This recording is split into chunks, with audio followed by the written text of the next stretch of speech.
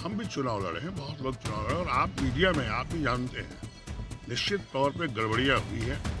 और आपको बता रहे हैं आखिर भारतवर्ष जब से आज़ाद हुआ तब से बैलेट पेपर से हो रहा था, क्या दिक्कत है? उन्होंने तो यही आग्रह किया बैलेट पेपर से चुनाव कराइए। जनता चाहे ईवीएम मशीन में दे या बैलेट में वोट तो अपना गिराएगी, उसका मताधिकार है। निश्चित तौर पर यहाँ मशीनों में गड़बड़ी है। जिस तरह से इलेक्शन कमिश्नर जो आप ज्ञानेश जी ने गड़बड़ी किया, ये सब लोग जानते हैं। इसलिए उसका 14 तारीख को हम लोग रैली कर रहे हैं, वहाँ पर आदरणीय राहुल गांधी जी ने बुलाया कांग्रेस का, जनता जागरूक हो और जनता बैलेट पेपर से चुनाव कराए, और आपको दूध का दूध और पानी का पानी होगा कि जनता किसके पक्ष में। लोग कह रहे हैं कि जब वो जीत जाते हैं तो कोई गड़बड़ी नहीं होती है, और जब हार जाते हैं तो वो बस बहाना लगाने के लिए एसआईआर पे सवाल उठाते हैं। बिल्कुल गलत सवाल है। भारतवर्ष जब से आज़ाद हुआ तो बैलेट से ही हो रहा था, मैक्सिमम टाइम बैलेट से ही हुआ है, और ईवीएम मशीन से भी हुआ है हम लोग की सरकार जब कांग्रेस की थी। लेकिन ये जो गड़बड़ियाँ हो रही है, सिर्फ आदरणीय राहुल गांधी जी नहीं बोल रहे हैं, पूरी जनता बोल रही है। मैं भी जहाँ से भागलपुर से 3 बार जीता और इस बार हारा हूँ, निश्चित तौर पर वहाँ भी गड़बड़ियाँ थी। मैं भी देखा हूँ कि जहाँ वोट उनका है ही नहीं वहाँ वोट उनका है, और मैंने जब सीसी फुटेज मांगा है चिट्ठी से देके आज तक देने का काम नहीं किया है। इसलिए गड़बड़ियाँ हैं, ये आपको बता दिए, मैं नहीं बोल रहा हूँ, ये पूरी जनता बोल रही है। इसका विरोध होना चाहिए, और ये विरोध आदरणीय राहुल गांधी ने जो किया है रामलीला मैदान में जो हम लोग जा रहे हैं, निश्चित तौर पर ये जनता के आग्रह पर है और जनता के हित में है। उड़ीसा के नेता ने सोनिया गांधी को पत्र लिखा और कहा है कि मल्लिकार्जुन खड़गे काफी बूढ़े हो चुके हैं और राहुल गांधी जो है डिसकनेक्टेड। कैसे देख रहे हैं उनके पूरा नेतृत्व? देखिए अब खड़गे साहब बूढ़े हो गए। हर कोई बूढ़ा और जवान रहता है। बूढ़े का मतलब मेरा बाप है, आपका बाप है, वो बूढ़ा हो गया, इसका मतलब उसको आप इग्नोर करिएगा? बिल्कुल नहीं। जो बूढ़े भी हैं तो उनको जानकारी है, एक्सपीरियंस है।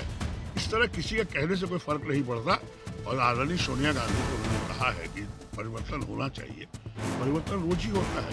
अगर ऐसी जरूरत पड़ेगी निश्चित तौर पर कांग्रेस पार्टी चिंता करेगी। लेकिन आपको बता दें खड़गे साहब बहुत ही समझदार लोग हैं, हम भी कांग्रेस पार्टी में हैं। ये सब कहने से कुछ नहीं हुआ, लेकिन जो अभी गड़बड़ियाँ हैं वोटिंग के पैटर्न में, उसको सुधारने की जरूरत है।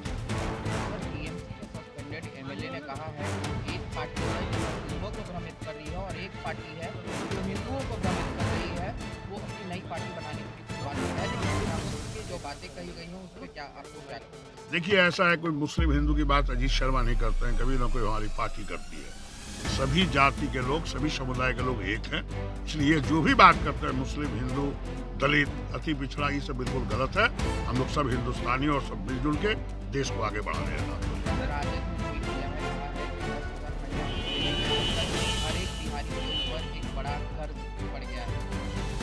निश्चित तौर पर ये 10,000 चुनाव के समय दिया गया वो गलत था।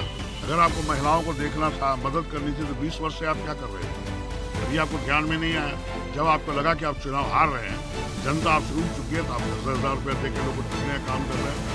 जनता इस जो हरकत उन्होंने किया, इसको जनता माफ नहीं करेगी। और माँ बहन को क्या है, 10,000 से क्या चलेगा? आप भी जानते हैं 10,000 से कोई खर्च चलना नहीं है। इसलिए आप कैसे गरीब लोगों का पलायन रोकें, जो बाहर लोग काम करने जा रहे हैं बिहार से, उसको क्या रोकने का काम कीजिए, रोजगार देने की बात कीजिए। 10,000 से कुछ नहीं होगा। ठगिए मत जनता को, आप उसको रोजगार दीजिए, फैक्ट्री खोलिए। क्या फैक्ट्री आप खोले हैं बिहार में 20 वर्षों में? कुछ भी नहीं। कोई ये आप बता दें, जब तक आप रोजगार नहीं देंगे तब तक बिहार आगे नहीं बढ़ेगा। ये 10,000 देने से कोई मतलब नहीं। बिहार के मुख्यमंत्री ने 32 बड़े घोषणा किए हैं रोजगार और नौकरी को लेकर। 20 वर्षों से क्या कर रहे थे वो? इस बार क्यों कर रहे हैं? फिर से वही जनता को ठगने का काम। अरे 20 वर्षों से आप मुख्यमंत्री, जनता ने बना के रखा, आपने क्यों नहीं किया काम? क्यों नहीं आपने रोजगार दिया लोगों को? 20 बड़ी घोषणाएं आप जो कह रहे हैं, घोषणाएं किया। घोषणाएं और करने में फर्क है। आदरणीय नरेंद्र मोदी जी ने घोषणा किया था 2 करोड़ युवकों को प्रत्येक वर्ष रोजगार देंगे। क्या एक भी युवक को रोजगार मिला? आप ईमानदारी से आप लोग बताइए। घोषणाएं अलग चीज होती है, काम अलग चीज होती है। मैं आपके माध्यम से आग्रह करना चाहता हूं, जो घोषणा करिए वो काम में तब्दील करिए, तभी जनता आपको सलाम करेगी।